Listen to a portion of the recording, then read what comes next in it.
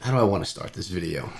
How do you want to start the video? Is this the way we just want to start the video right here? It just starts rolling in. I think that may be the way to go. But hey, I was just over on your channel and I watched your video about how TwitchCon kind of made you rethink your whole life as a YouTuber, which you mentioned you were a Yeah. YouTuber for 5 years, and really it got me thinking. And in that video, you mentioned how you met someone there and they talked about a video of you talking about you having or dealing with mental health The mental stuff and health problems. yeah, Yeah. Yeah. exactly.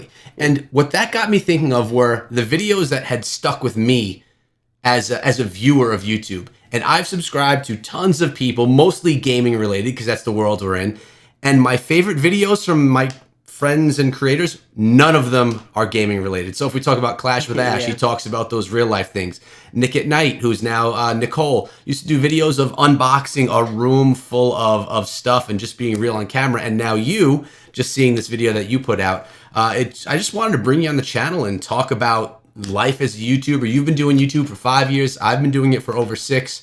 And there's a lot of struggles that a lot of people don't understand or think about. So I figured we just come on and chat. No script, no plans, Yeah. just talk about it. No script, unscripted, baby. The one and only. Spill all the gossip. Yeah.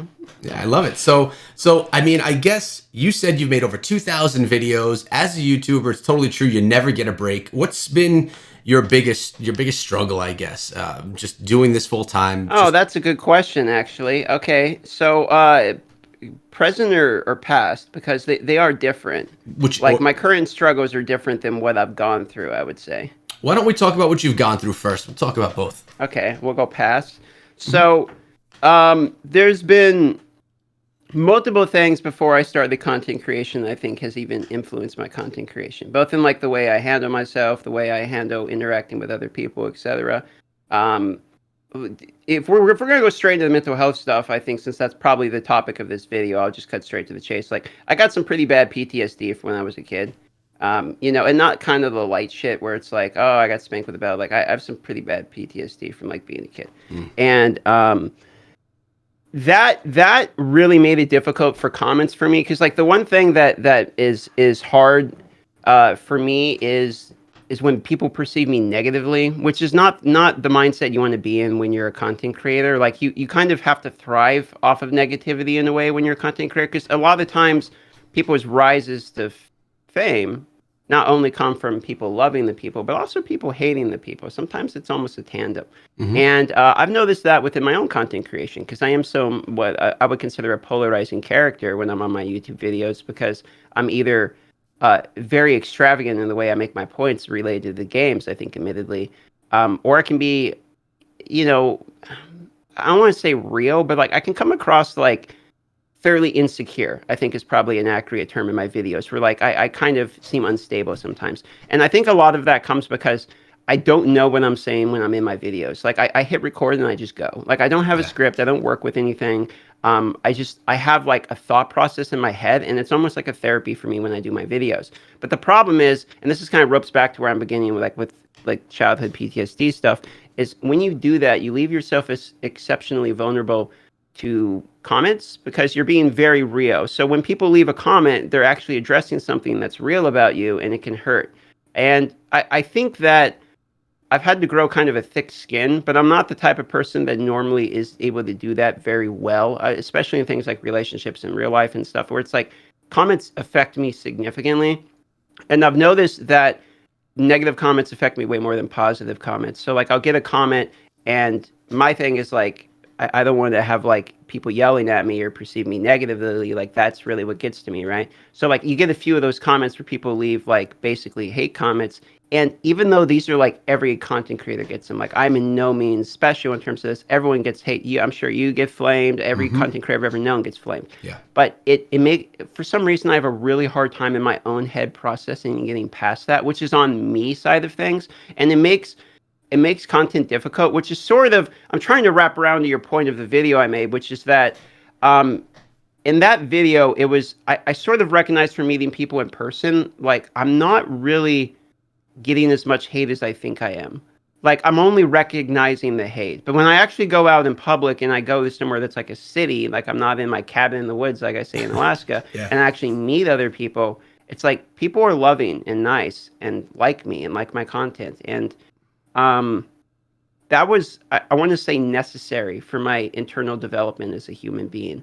Like I think it's very easy, and this is where I want to ask the question to you: is Yeah. do you think it's fair to say that in content creation it's almost recursive, where you can spiral inwards? Like if all you do is focus on the content creation and all you have is the feedback from the comments, sometimes it's not a good pattern you can find yourself in. I maybe I'm way off here, but I feel like it can be very unhealthy creating content for multiple years straight with doing nothing else. Yeah, I agree. And I could kind of go through a story of my own and talk about that. So I came from being a teacher, and in being a teacher, you go through professional developments, all this stuff. And they say that it takes 10 positive comments to erase one negative comment. So regarding you and that's like in life, in discussion.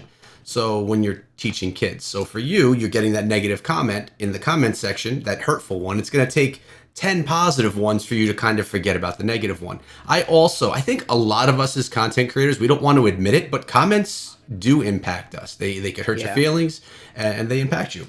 Um, when I was on the verge of quitting teaching to do YouTube full time, I remember looking at people that were struggling with mental health, and I don't have PTSD. I don't have any severe mental health problems or struggle with that. So I remember looking at people and saying, why, they're playing video games for a living. This Yeah. is what a lot of people look at us as. And I mean, I guess I kind of thought it as well, although I understood that there was a lot more to it than that. But I'm like, how bad could it be? And about a year into doing content creation full time, that same stuff started happening to me. Not only the comments, because it's not me about me being judged. It was more about, if people are, crapping on the content that I'm making, people aren't liking the content that I'm making, that's going to impact how my channel does. My channel is supporting my mortgage and my kids and my wife. Yeah. So like literally every video, when you see one that's not a number 1 out of 10, you're like, uh-oh, what's going on? Yeah. And I had to start worrying about providing for my family, which is why I don't do YouTube full time anymore. It was such a mental health strain on me that I went and I found another job. It's a virtual job. I do streaming for the finance world. I like the job, and it really helps secure my family well. But I I think it's do, a good point you're making, yeah, though, about the job having a layer of stress to it. I mean, not just from the comment side of things, which is maybe what I focus so much on.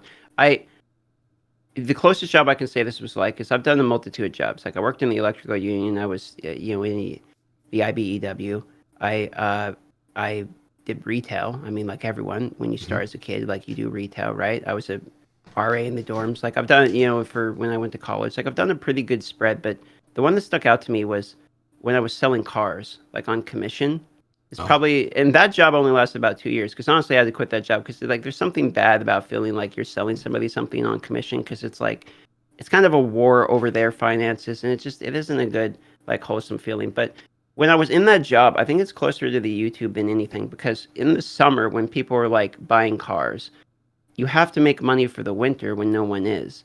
And this is something that I found very akin to YouTube, which is like when a new game comes out. I mean, look, it happened to all of us with Diablo. A new game comes out, we all get a big bump of views, right? Diablo Immortal's out, we're mhm. all getting new subs, new views. The game starts petering out. It's no longer what we all want or what we all thought it would be. This happens with every mobile game. The views start declining, and then you're like, what do I do? It's going to zero. I'm not seeing the same growth I am. And you get in this mentality of like always looking for the next thing, which is terrifying because we never know what the next thing is as YouTubers. But there's a lot of faith in our community to still watch whatever horse shit we pump out. And it's very difficult to have that faith in the community. I mean, I've been live streaming 10 years and doing YouTube only 5. And when I go live, I'm lucky if I get 50 to 100 viewers. I mean, it's not easy to grow this shit because we're working on the global platform. It's not like we're in high school and our competition is the next high schooler to our right. It's literally a global platform. And so I've had a lot of stress related to like what's the next thing, where do I go? I mean, I could say I'm in the same situation right now. The views are going down in Diablo Immortal. The game isn't as entertaining as we all hope it would be. We're waiting for the next update. We want to know what is it that we all do with our channels, right? I mean, that's kind of how YouTubers are feeling. We could say the same stress is here. I've had to combat this problem with just realizing the reason that you can be successful in multiple games. Look, you as Echo Gaming, you were successful in Clash Royale, you were successful in Diablo Immortal, you've had multiple channels that have gotten views to the point where people know who you are, right? So if you can do it once and you can do it twice, you can do it a third time. So you have to have, it's almost like building your own business in a way, and you have to have a lot of faith in your own skill set to feed yourself. And the difficulties come when you have bills to pay and you got kids and all this shit, and I can understand the difference there. But for me, Yeah. my kid is my van. Like, my monthly payment a month is $840 before I even talk about rent and shit, right? So like, I'm carrying 2 rents. The stress is real. So I understand where you're coming from with these points for sure. Yeah, and I think that brings up another problem as well. I have my main channel. It's where I started. I did Clash of Clans, Clash Royale, Rise of Kingdoms. I started playing a lot of games, which, little YouTube stuff here. It's not good for a YouTube channel. That's where I'm actually putting this video too. I'm putting it on that channel because you get all these subscribers that only want you for a certain game, and in the end, you start petering out. So I started a new channel for Diablo Immortal because I wanted a clean slate. I wanted to really be strong there. And that's a problem with YouTube as well. You feel stuck in whatever you're doing. So right now, with Diablo Immortal, like, other games came out that I'm interested in playing that are the same genre. On December, Torchlight Infinite. And you just always have to worry, is me putting out this video going to negatively impact the channel? Is it going to hurt the channel?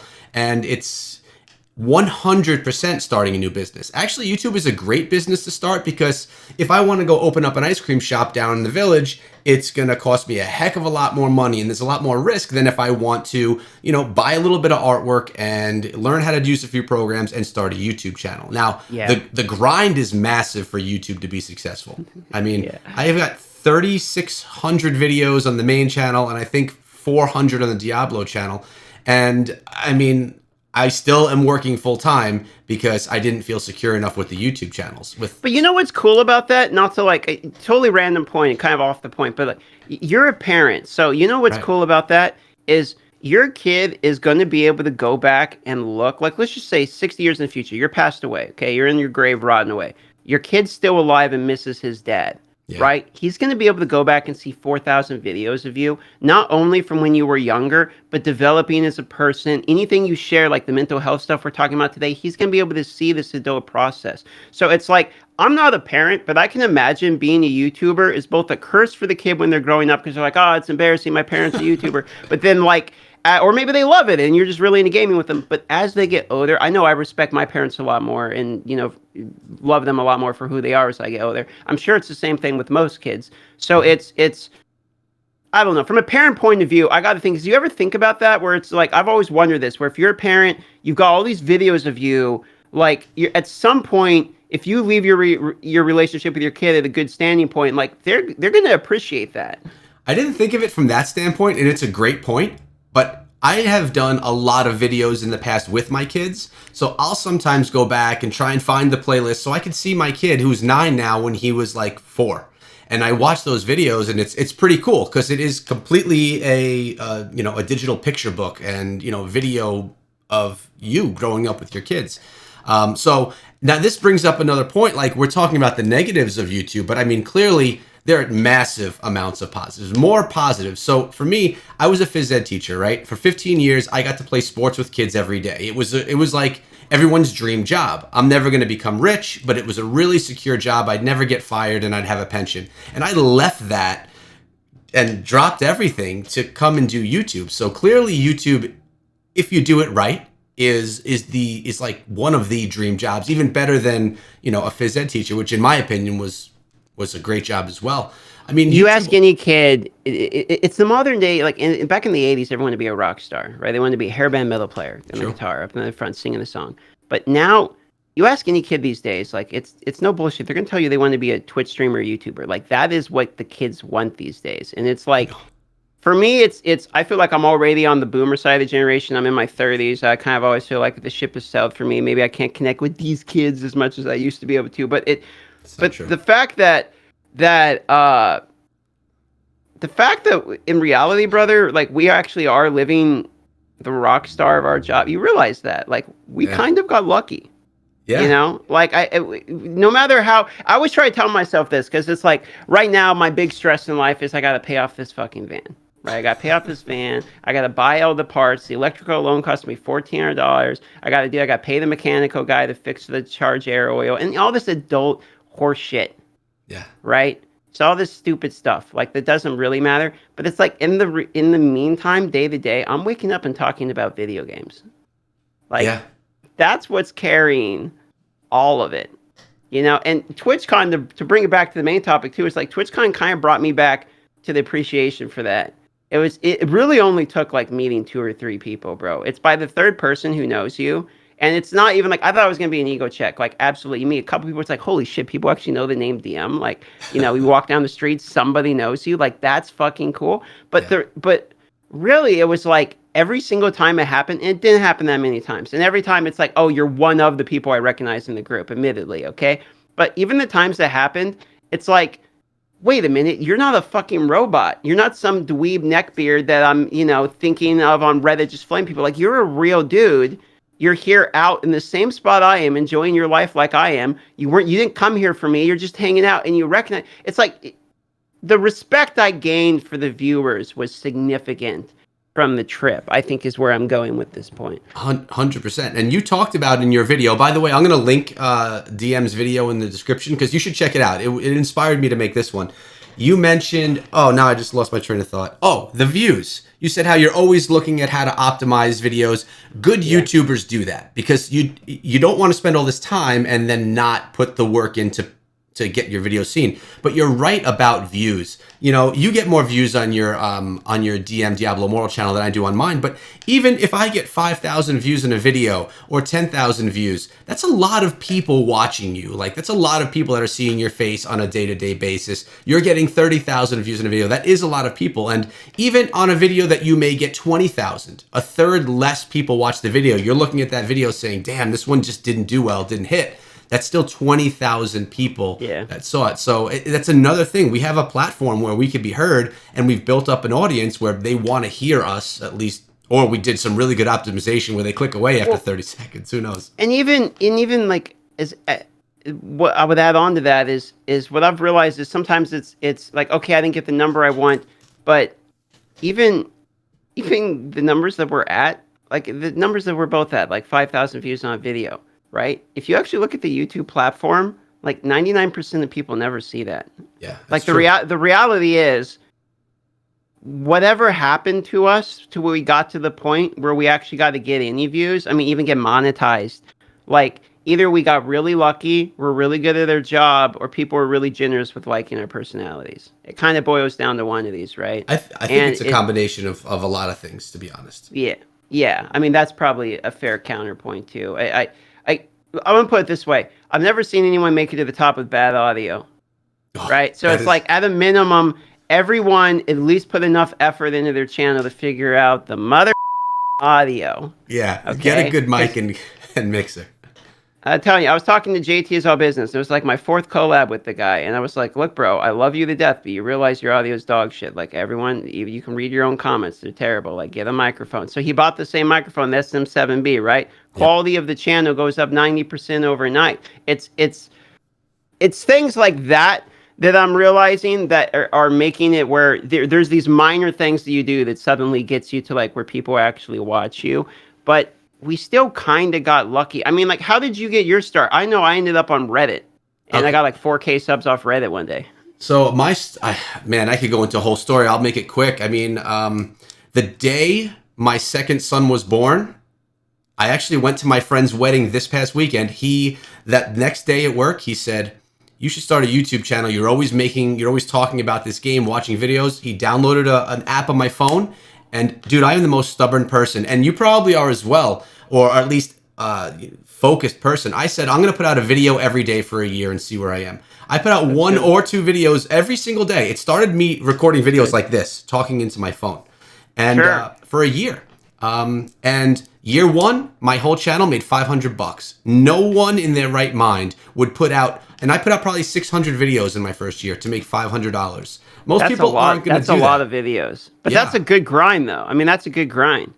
So the point of all that is you have to be really headstrong and driven. I knew like from the start that if I just kept going, I thought YouTube was just grind, grind, grind, grind, and it'll come. And for me, along with being recognized by a game company back in the day, starting to do esports casting, and just slowly building, it turned into something. I mean, my growth back in the day was so much better than my growth is now. It's a combination of a bunch of things. You have to be likable in some way, whether you're the villain or whether you're the hero. You have to be able to put out content that people want to see, and you got to be able to be willing to put in the grind. Like a lot of people aren't willing to put in that time when you think about it. Okay, so I actually think you're kind of nailing down the points because here's the thing: every person who I won't say makes it to the top because the top is like millions of subs probably, but I'm going to say like that makes it on YouTube and pretty much does this full time. None of them are inconsistent.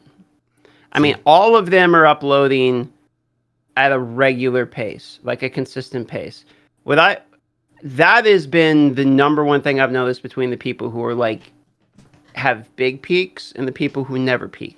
True. Is they're actually uploading. Because the reality is a lot of times Kitty does this thing where she likes to ruin videos. You can go back up on your spot. There you go. Now she's gonna scratch my. You see what I mean? You see what I mean about this animal? I don't know how you deal Echo? with that. I can't. It's all day with this animal, just ruining everything I have. Jeez. But you have to be consistent with the uploads. I see a lot of people who like upload once like every 2 weeks or something, and it's like you can do that. Sure, I mean you can do that, but if you're not like if that's not what your channel is, it's not like a super high quality documentary style video. It just means realistically every 2 weeks somebody gets a 10-minute like podcast, and that's not really like if people want to remember you, they gotta see you every day. Like people go in spurts of like really liking somebody, and they'll watch like 5, 10 of their videos in a row, and then for the 3 days straight they're really into that person, then they forget all about them for the rest of their life. So you got to have enough content. So I think you're 100% on it with the consistency side of things. I also think you got to understand like timing on YouTube. Well, can we get into the point of just talking about YouTube from a YouTuber's point of view for a minute? Sure. Like I'm absolutely sick of the size of a game dictating the size of my channel. Oh, I hate that too. If let's say I'm number one, just let's say I get lucky, I'm number one in this spot in the game, okay? I'm only ever going to be a certain size based upon the game, right? Yep. And there's still a cap, and the cap being all of the people that play that game. Now, we could argue that I'm, let's say, entertaining enough that not only do I get number one, but I also get people who don't even play the game because they like the content. But realistically, that's very difficult to acquire. And if we're going to be doing that, normally content's based upon other things that's actually entertaining, not fucking mobile games.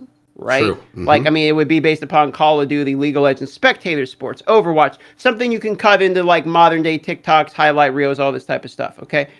None of which is what we play. So realistically, we get stuck on, we're trying to take whatever percentage of the pie we can out of the YouTube views for whatever the current largest game is in our genre.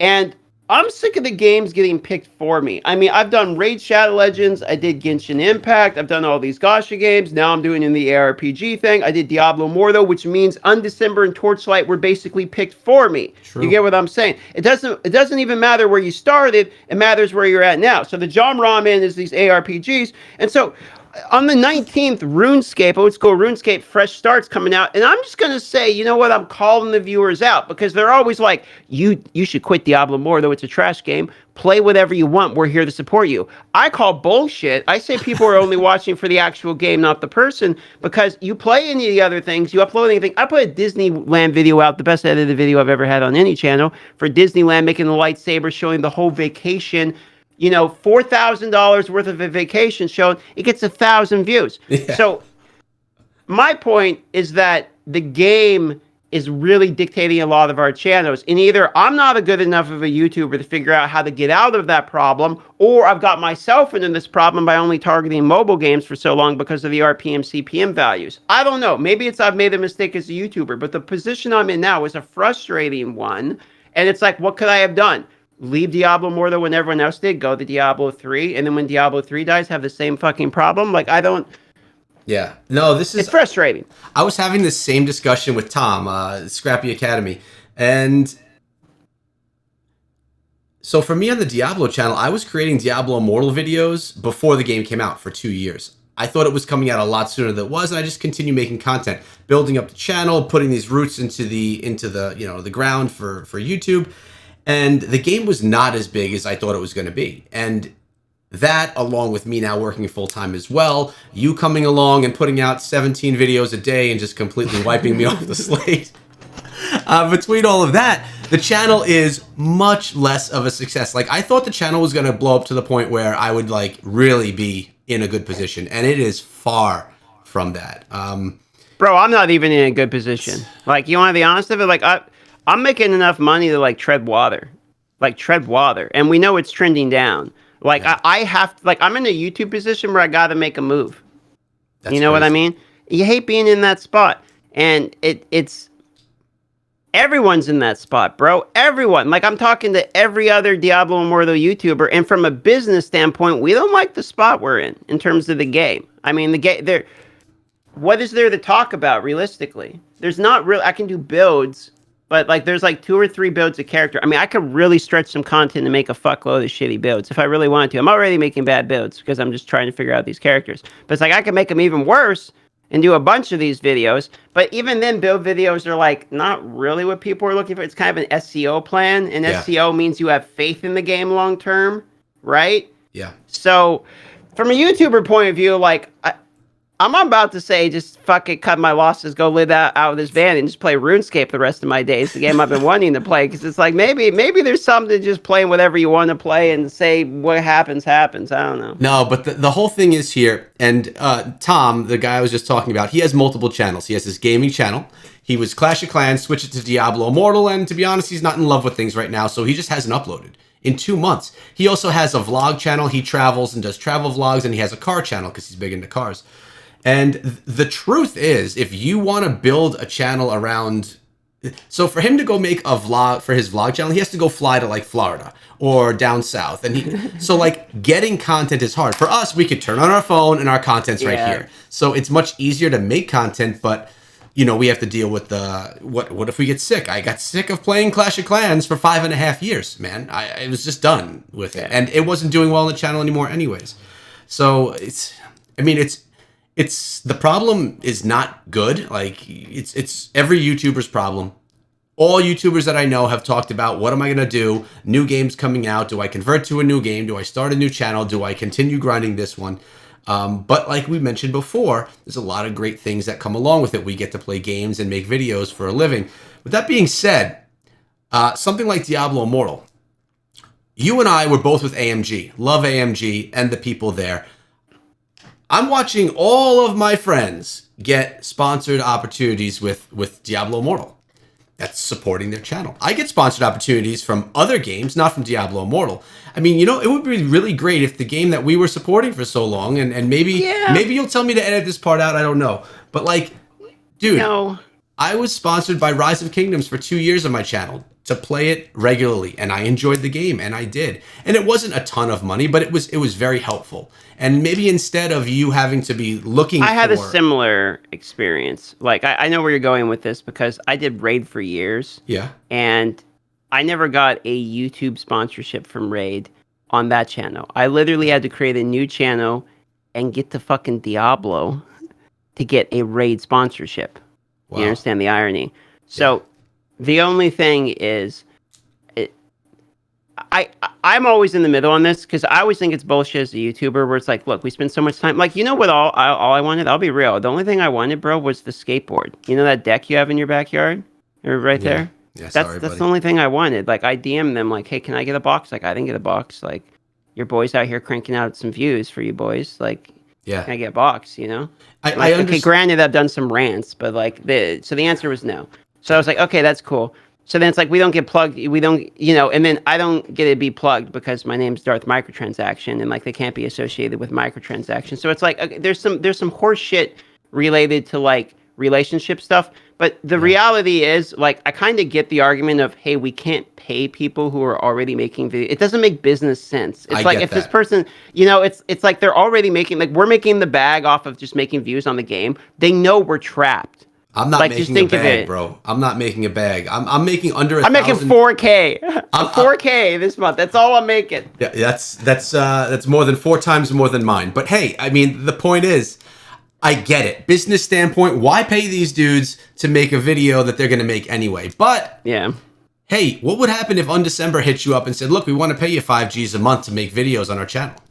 This stuff like this has already happened. Torchlight Infinite hit me up, right? And I told him to take a hike because, like, the reality is sponsorships aren't really what's going to sell our longevity on the channel. I mean, we're with AMG. They're going to bring us sponsorships. I'm going to do them. I'll do integrated all day. I'll promote whatever garbage you hand at me for 60 seconds because most of the people are just going to skip past the 60-second ad anyway. They know I'm doing it because it gives me enough money in my pocket to pay my bills. It's a trade-off most viewers recognize. The dedicated videos are something where it's like most of the times I tell people to take a hike. I've told AMG it's like dedicated videos probably aren't going to happen on the Diablo and Warlord channel unless you're willing to pay me an absorbent fee to make me sell out because people don't want to see this horse shit pop on their feed. That's the entire pop-up, like that's intrusive is there. People will skip through a 60-second ad, no problem, but they don't want to see an entire video dedicated to a game.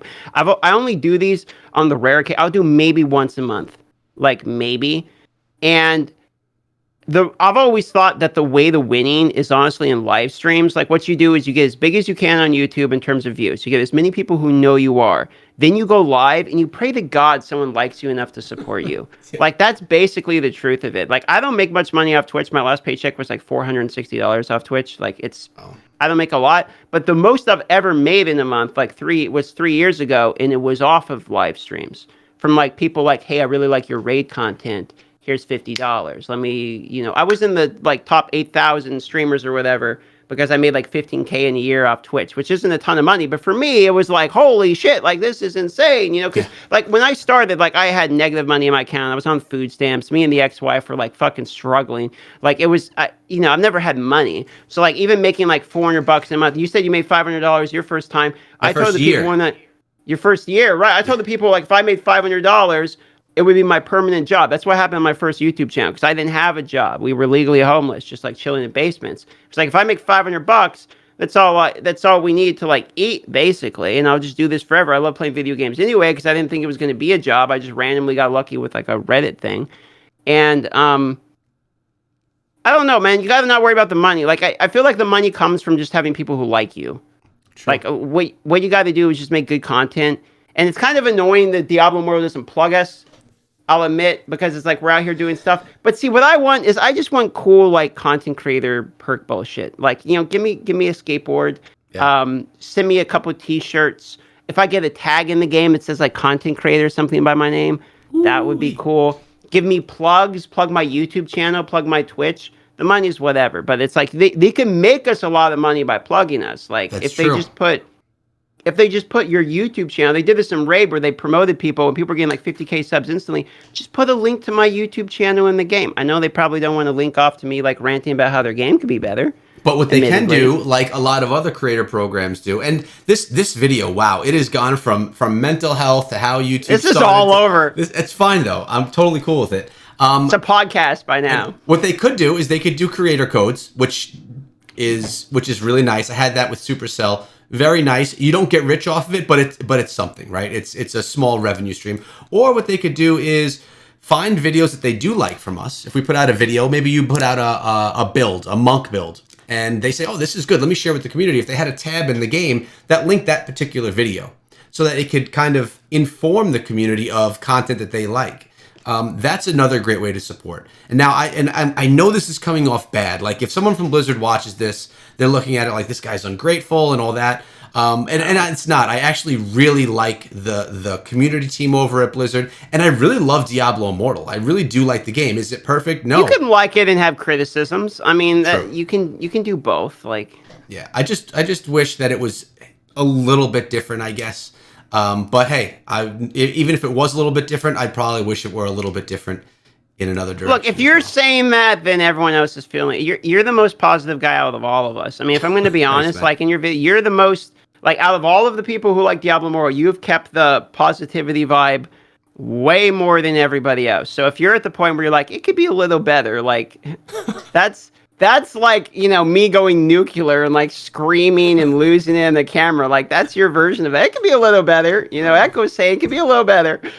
It could be a little better, but hey, the game is still great. But you know, I think this is a good time to tie it up. My whole thought of this video was to bring you on and just kind of talk about experiences and how YouTube can be difficult and all that kind of stuff. But it got into a whole bunch of other stuff, which is cool. I think we should do this from time to time. It's fun. Yeah, man. The video will probably tank on the channel, but I don't care. Someone's gonna watch it and find it valuable. We'll see. Who knows? It's just how you title it. You got to title it like Diablo Immortal creators spill inside Blizzard drama. You know, you got to really go as clickbait and god awful as you can. If you didn't piss off half the audience before the video didn't even start, you know, then I'm not even posting this on the Diablo channel. It's going on the main channel. Ooh, main channel. We're going right to the heart of it. All right. Going to the heart, yeah. But hey, man, thanks for coming to the channel. Like I said, I'm going to be linking the video that inspired this one as well as Dark Microtransactions 2 channels that I know of. There's probably more in the description. Go check them out. Thanks for coming through, man. Man, yeah, anytime.